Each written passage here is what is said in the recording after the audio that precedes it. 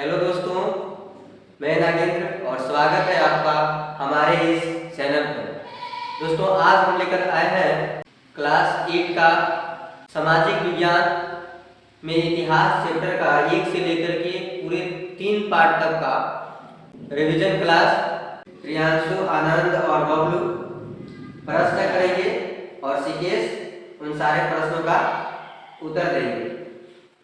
तो चलिए बिना देर किए स्टार्ट करते हैं।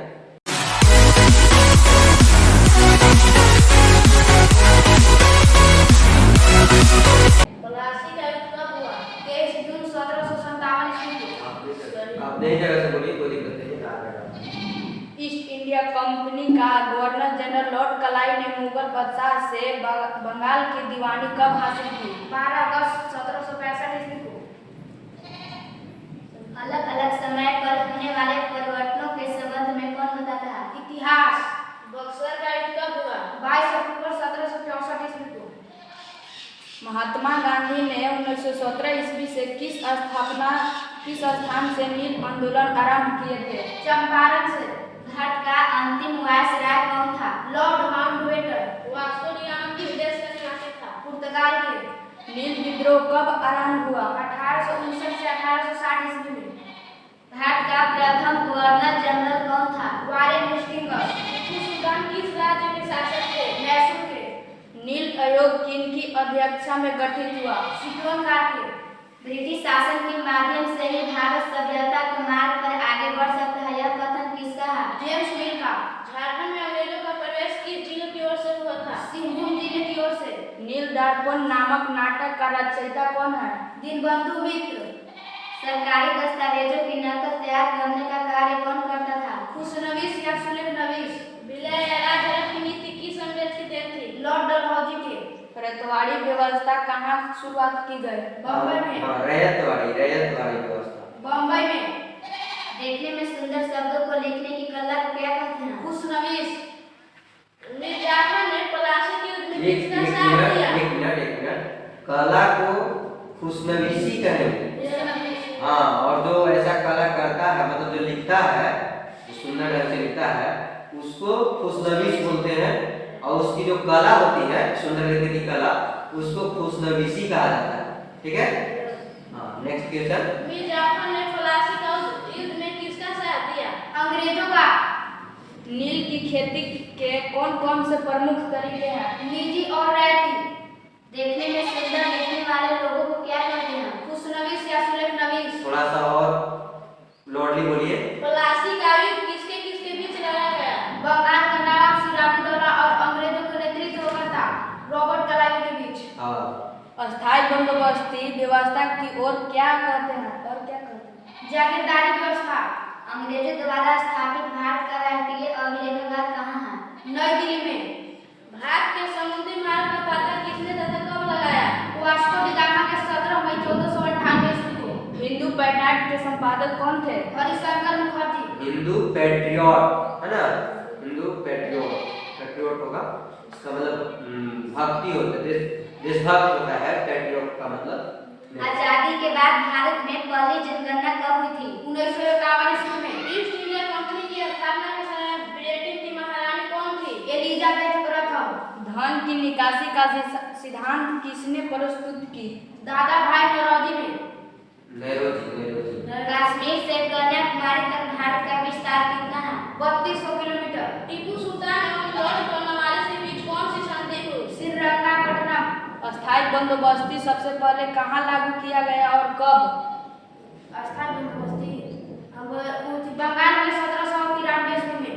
भारतीय राष्ट्रीय अभिलेखागार कहाँ बनाया गया था? नई दिल्ली में। टीपू सुल्तान एवं लॉर्ड कॉर्नवालिस के बीच कौन सी संधि हुई? श्रीरंगपट्टनम।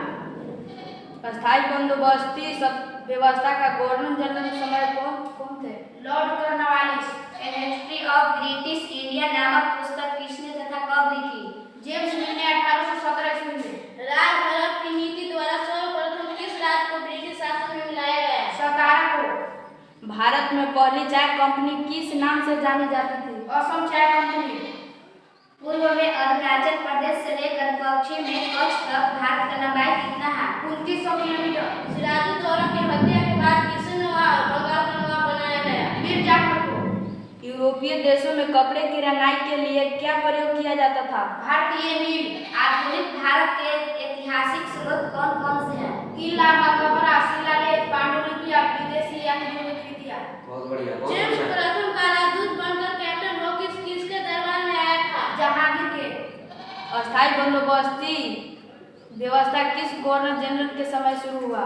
Lord Cornwallis. किसने फोर्ट विलियम की किलेबंदी को नष्ट करने का आदेश दिया? सिराजुद्दौला। लोग इतिहास को किससे जोड़कर देखने की प्रयास करते थे? तारीखों या तिथियों से। अंग्रेजों ने पहले कोठी कहाँ स्थापित किया? सूरत यानी मद्रास में। रेतवाड़ी व्यवस्था लागू करने का श्रेय किसे जाता है? टॉमस मूरो को। वह जीता हुआ देश जिसमें विजेता राष्ट्र के लोग आकर बस गए वो क्या कहलाता है? उपनिवेश। अंग्रेजों को बंगाल में सीमित क्षेत्र में व्यापार की इजाजत किसने दी? शाहजहां ने।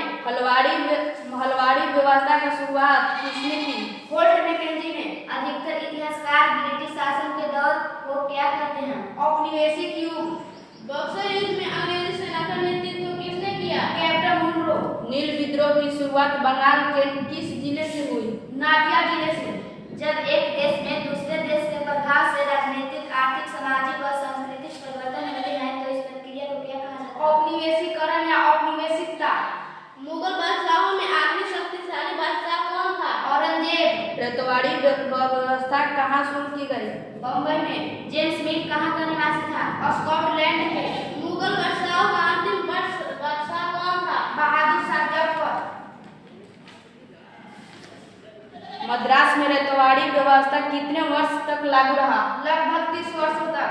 भारतीय राष्ट्रीय अभिलेखागार कब बनाया गया था? 1920 ईस्वी के दशक में। भारत में पहली इंग्लिश फैक्ट्री कब और कहाँ शुरू की गई थी? सूरत में। कलकत्ता में हुई थी 1651 ईस्वी में, कलकत्ता के हुगली नदी के किनारे। हाँ, सही है। टीपू सुल्तान के पिता का क्या नाम था? हैदर अली। प्लासी के युद्ध को नाम मात्र क्यों कहा जाता है? क्योंकि यह कुछ ही घंटों में समाप्त हो चुका था। झारखंड का आदिवासी समाज किसे भगवान मानता है? बिरसा मुंडा को। अंग्रेजों से पहले भारत में व्यापार के रूप में कौन आया था? पुर्तगाल और डच। बिरसा मुंडा का सर्वोच्च धर्म क्या है? परोपकार। महारानी एलिजाबेथ ने ईस्ट इंडिया कंपनी को पूर्व में व्यापार का अधिकार पत्र कब सौंपा? 31 दिसंबर 1600 ईस्वी को। बिरसा मुंडा को कब ऐसा लगा कि मेरे पास चमत्कारी शक्तियाँ आ गई है और मैं सभी जनजातियों की समस्याओं का दूर करने आया हूँ? 1895 ईस्वी में, जब वे 20 वर्ष के थे। कोलकाता नगर का पुराना नाम क्या था? Fort William. झूम खेती को और किस नाम से जाना जाता है? घुमंतू। बंगाल के नवाबों का नाम बताइए। मुर्शीद कुली खां, अलवर्दी खां, सिराजुद्दौला, मीर जाफर, मीर कासिम, मीर जाफर। राख में कौन सा तत्व पाया जाता है? पोटेशियम। इसके अलावा कैल्शियम, सल्फर, फास्फोरस इत्यादि। बंगाल का राजधानी कहाँ था? मुर्शिदाबाद। आदिवासी समूह को किन पशु का शिकार करने में विशेष रुचि थी? खरगोश, हिरण, चूहा, चमगादड़, खरगोश, हिरण इत्यादि। प्लासी के युद्ध में सिराजुद्दौला का हाथ क्या हुआ? सेनापति मीर जाफर के विश्वासघात के कारण। शिकारी आदिवासियों का प्रमुख उपकरण क्या होता था? लाठी, जाल, लाठी और कुल्हाड़ी। टीपू सुल्तान के पिता हैदर अली अंग्रेजों के साथ कितने युद्ध लड़े और कब से कब तक? 2 युद्ध। प्रथम आंग्ल मैसूर युद्ध, जो कि 1767 से 1769 तक चला, और द्वितीय आंग्ल मैसूर युद्ध, जो कि 1780 से 1784 ईस्वी तक चला था। खोर समुदाय कहाँ के रहने वाले थे? वो समुदाय उड़ीसा के। उड़ीसा के जंगलों में। उड़ीसा के जंगल। टीपू सुल्तान ने अंग्रेजों के बीच कितने युद्ध लड़े? 2। कौन कौन? तृतीय आंग्ल मैसूर युद्ध, जो कि 1790 से 1792 में चला था, और चतुर्थ आंग्ल मैसूर युद्ध, जो कि 1799 ईस्वी तक चला था। खोर समुदाय के लोग खाना बनाने के लिए किस तेल का उपयोग करते हैं? साल और सतुआ के बीजों का। टीपू सुल्तान का मौत किस युद्ध में हुआ? चतुर्थ आंग्ल मैसूर युद्ध में। जब मुद्रा प्रचलन नहीं था तो लोग जरूरत की सामानों की मुद्रा नहीं, मुद्रा मुद्रा मुद्रा। जब मुद्रा प्रचलन नहीं था तो लोग जरूरत की सामानों की पूर्ति कैसे करते थे? वस्तु विनिमय के द्वारा। भारत में जैकोबिन क्लब की स्थापना किसने की? टीपू सुल्तान ने। झारखंड में शिकारी और भोजन संग्रहकर्ता के श्रेणी में कौन से जनजाति प्रमुख थे? कोरवा और बिरहोर। शेर ए मैसूर के नाम से किसे जाना जाता है? टीपू सुल्तान को। जनजाति समूह किस प्रकार की आजीविका में संलग्न थे? कुछ झूम खेती करते थे, कुछ जानवर पालते थे, कुछ शिकारी और संग्राहक थे और कुछ एक ही जगह पर खेती करते थे। आधुनिक काल का वह पहला शासक कौन था जो युद्ध के मैदान में वीर गति को प्राप्त हुआ था? टीपू सुल्तान। 19वीं सदी में आदिवासी समाज कितने वर्गों में बंट गए थे? 3 वर्गों में।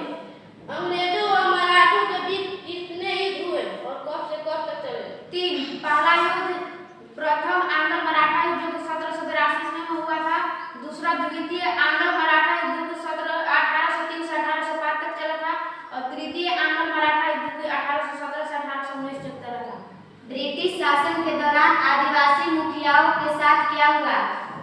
उन्हें कई गांवों का अधिकार तो मिला, लेकिन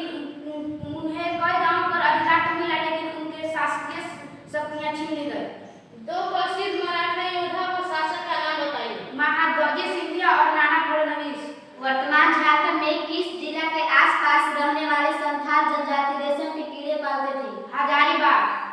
राजधर्म की नीति के तहत लॉर्ड डलहौजी ने किन की राज्यों को अपने में मिला लिया? सतारा को 1848 ईस्वी में, संबलपुर को 1849 ईस्वी में, उदयपुर को 1852 ईस्वी में और नागपुर को 1854 ईस्वी में। और जहाँ कोई बात नहीं, ठीक है, इतना काफी है। कोल विद्रोह कब हुआ? 1831 से 1832 में। ब्रिटिश काल में दीवानी अदालतों के मुखिया कौन होता था? जिला कलेक्टर। संथाल विद्रोह कब हुआ? 1855 ईस्वी में। कोलकाता में किस एक्ट के तहत सर्वोच्च न्यायालय की स्थापना की गई?